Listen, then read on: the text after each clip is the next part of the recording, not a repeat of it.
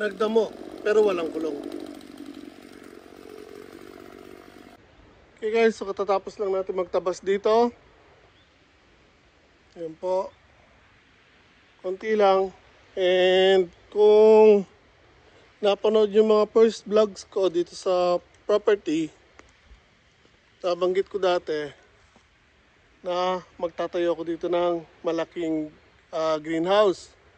Kasing taas ng second floor na bodega. Kasi balak ko ilagay dito mga mangga, papaya, bayabas. So yung papaya ko kasi tumataas ng sobra, kaya kailangan niya mataas yung bubungan. Yung sa bahay ko kasi umaabot siya doon sa bubong, so nabutas yung bubungan ng mini greenhouse ko doon, kaya hindi ako pwede magpalaki ng papaya doon sa bahay.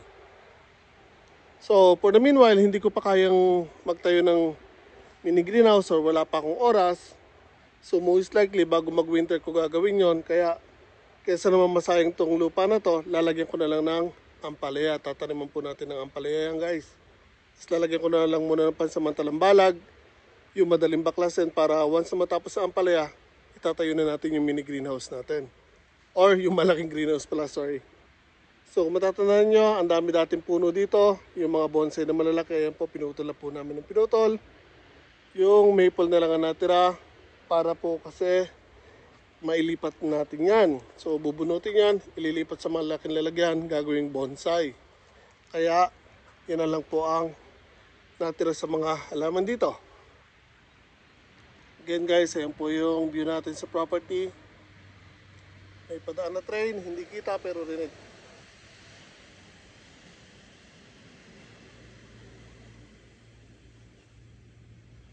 Hilig talaga sa tabing riles na guys.